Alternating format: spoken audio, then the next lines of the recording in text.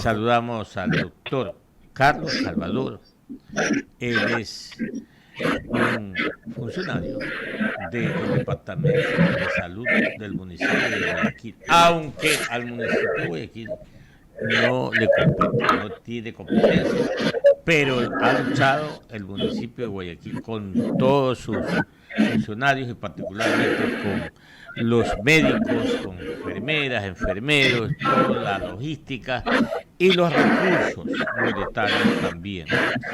Doctor, gracias por estar con nosotros aquí en Caché Noticias y Opinión. Mi compañera, la magíster Joana Ramos, tiene el encargo de recibirlo y preguntarle todo lo que tiene que ver con esto que ojalá se vaya, se llama el COVID-19. Ojalá y así sea, economista. Muchas gracias. Doctor Salvador, muy buenos días. Gracias por estar aquí en Caché Noticias y Opinión. Buenos días, muchas gracias por la invitación a este espacio. A ustedes un saludo y también a todas las personas que me están oyendo por este medio. Doctor, bueno, queremos conocer cómo están las cifras del COVID-19 en la ciudad de Guayaquil. Hace poco tuvimos un evento masivo, como fue el caso de la procesión del Cristo del Consuelo, más de 450,000 personas en un solo lugar, en un acto de fe que realmente se esperaba, ¿no? Porque se había suspendido por 2 años a causa de la pandemia. Es muy pronto para saber si esto ya tiene consecuencias. Sin embargo, desde el municipio de Guayaquil sabemos que siempre están monitoreando las cifras. ¿Cómo van esas cifras en el puerto principal? Sí, bueno, como usted bien lo indica, nosotros tenemos una vigilancia epidemiológica activa. Nos reunimos todas las semanas, recabamos los datos para tomar decisiones. 3 indicadores muy importantes que nosotros tenemos en cuenta. Primero es la mortalidad. Hasta el último informe, nosotros mencionamos de que no han habido fallecidos, por lo menos en los últimos 17 días. La ocupación de camas UCI es otro indicador. Nosotros teníamos 50 pacientes en UCI, ahora tenemos 15. Y también pues los casos nuevos, bajamos de 600 a 150. Estas cifras son bastante buenas, mantenemos una tendencia al descenso, pero igual estamos nosotros monitorizando, como usted bien indicó. Acabamos de pasar un evento religioso masivo, donde también participamos nosotros dando el soporte médico para las personas que tenían problemas de deshidratación, personas que se les subía la presión, se les bajaba el azúcar. Es muy precoz hablar de si han habido contagios o no. Igual recordemos pues de que existen ciertos indicadores a su vez para poder haber determinado que se pueda realizar este tipo de evento masivo. En todo caso, pues estamos alerta como mesa de salud del COE cantonal. Doctor, entonces con estas cifras, aún es muy pronto, todavía faltan 2 semanas y son justamente estas 2 semanas cruciales que tomarían la decisión de se elimina o no el uso de mascarillas en espacios abiertos, pero si nos mantenemos con estas cifras, entonces se podría pensar que Ecuador, o al menos en el caso puntual de Guayaquil, porque el 3 de mayo el COE Nacional va a anunciar la decisión, pero al menos en el caso de Guayaquil, si estas cifras se mantienen o incluso mejoran, ¿se podría pensar que se elimina la obligatoriedad del uso de mascarillas en exteriores? Bueno, revisando lo que dice el CDC de Atlanta, que es la unidad de control de enfermedades infecciosas en los Estados Unidos. ¿Y por qué menciono a ellos? Porque nosotros tenemos que ver las experiencias de otros países. A veces precozmente se levantaron ciertas medidas, pues ustedes vieron que hubieron rebrotes. Entonces, ¿cuáles son las recomendaciones actualizadas hasta finales de febrero, de acuerdo al CDC?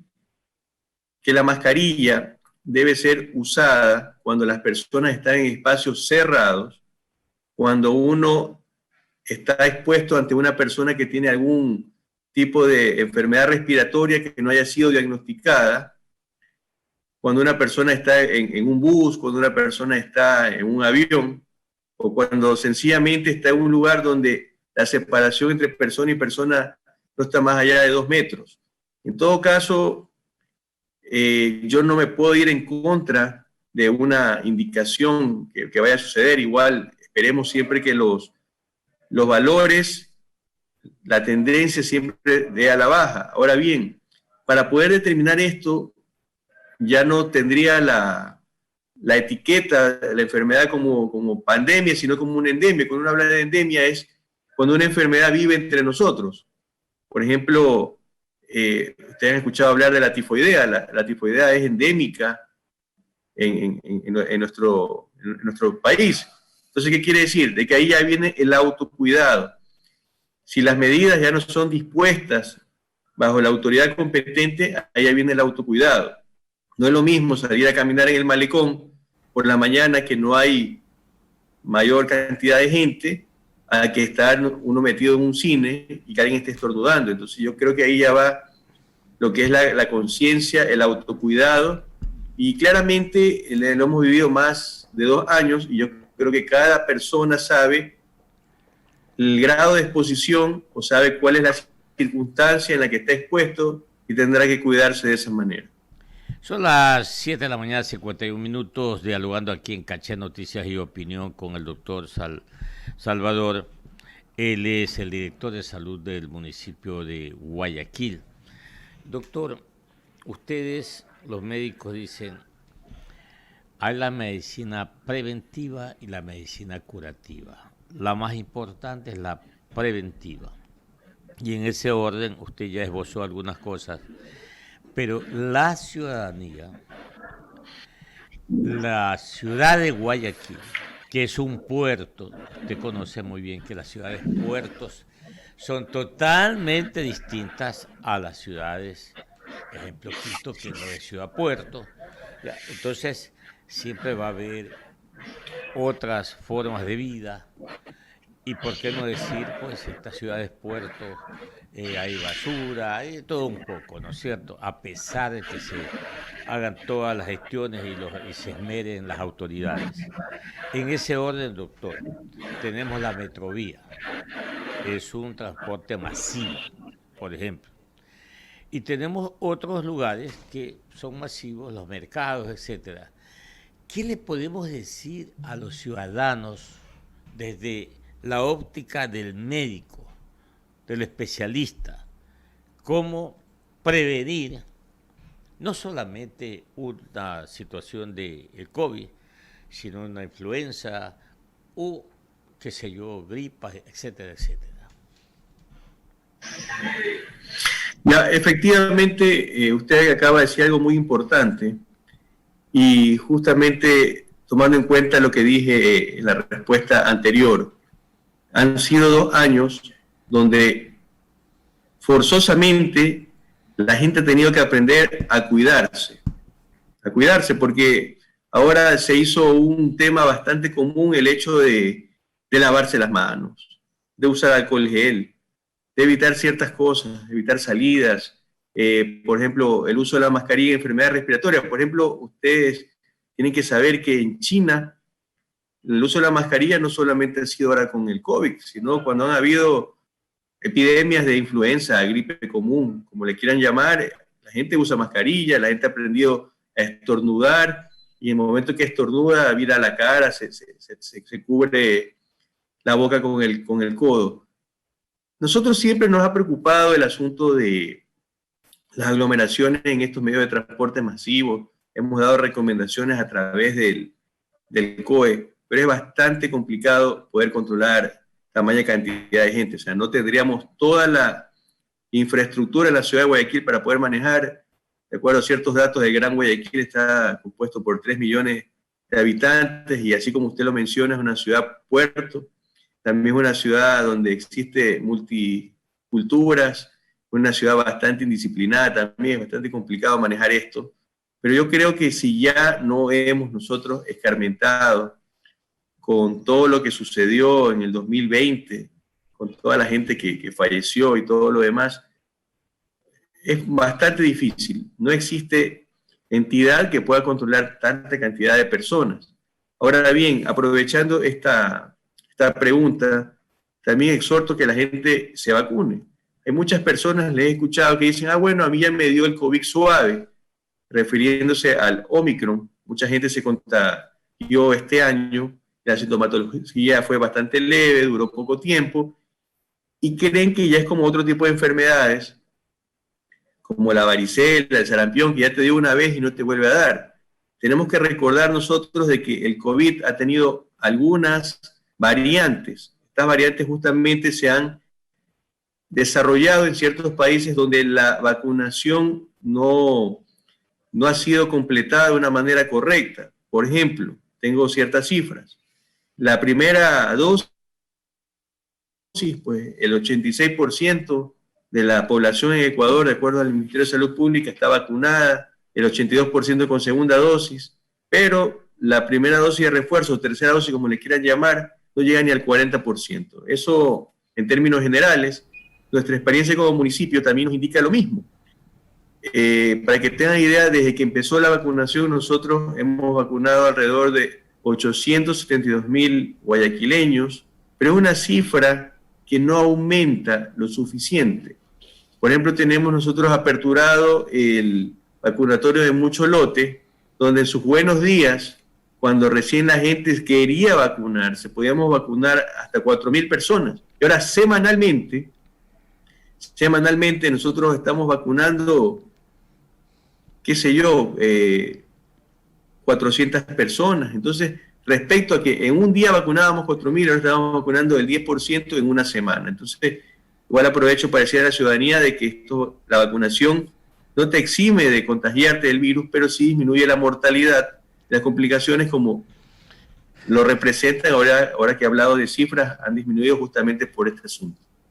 Son las 7 de la mañana, 57 minutos. Cortito, doctor Salvador.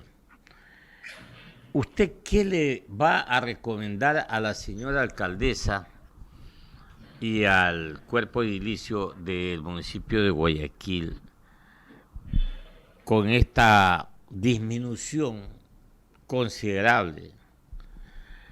Yo diría casi cero en relación a lo que tuvimos. Esta recomendación, ¿qué vamos a hacer con el hospital? ¿Qué vamos a hacer con el hospital que nos ha ayudado muchísimo y nos podría ayudar mucho más? Usted se refiere al Hospital Bicentenario. Por supuesto, de ese el hospital, exactamente. Ya, es que como sistema de salud nosotros tenemos 9 hospitales adicionales. Bueno, el Hospital Bicentenario desde noviembre del año pasado está en un proceso de reingeniería. Como ustedes lo saben, el hospital fue aperturado en cuestión de un mes, porque teníamos tanta cantidad de pacientes y tanta cantidad de gente que se estaba complicando. Entonces fue aperturado de una forma emergente.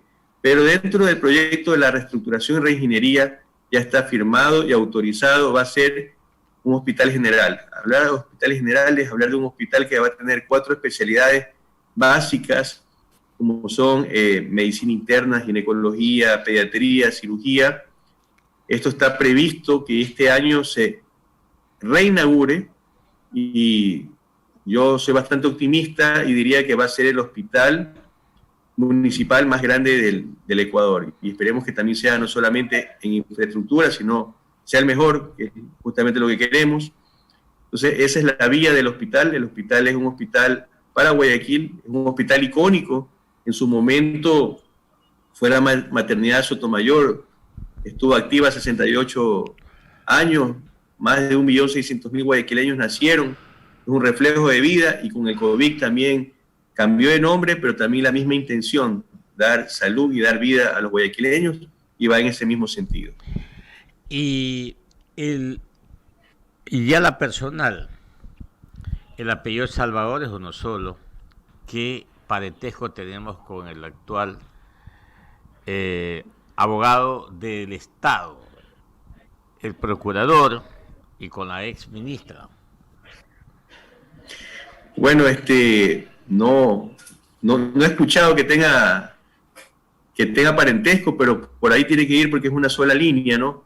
En un momento habrá que sentarse a conversar, pero no tengo el gusto de conocerlos. Bueno, y la última personal, ¿cuántas vacunas tiene usted en su organismo? Yo ya tengo la verdad. 4 vacunas. 4 vacunas. ¿4?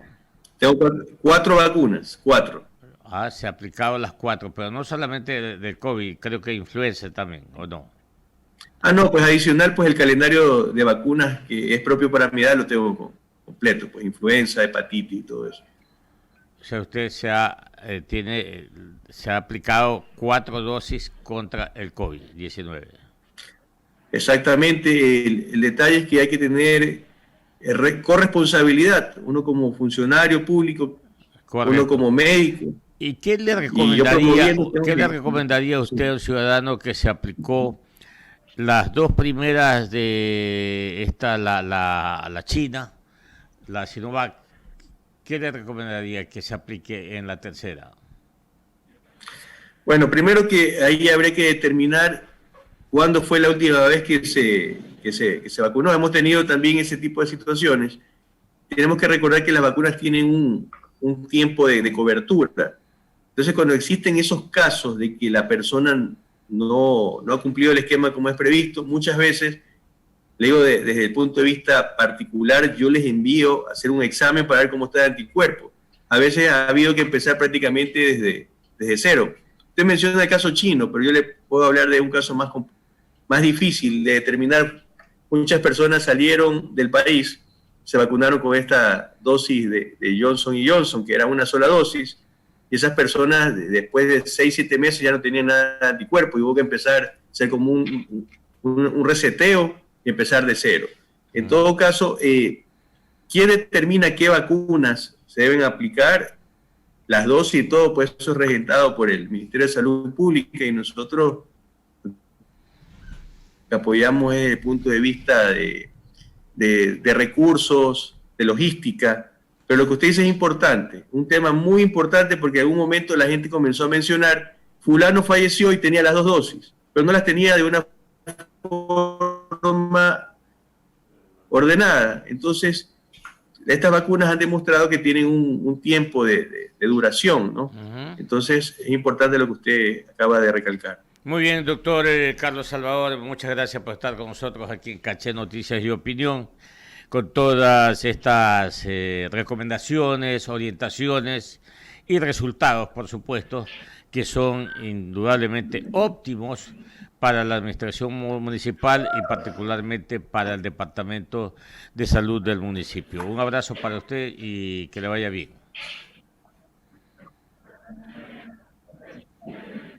Sí, ¿me escuchó? Muchas gracias por la invitación, un gusto, pues, y nos vemos pronto. Gracias. Bueno, que le vaya bien. Muy bien.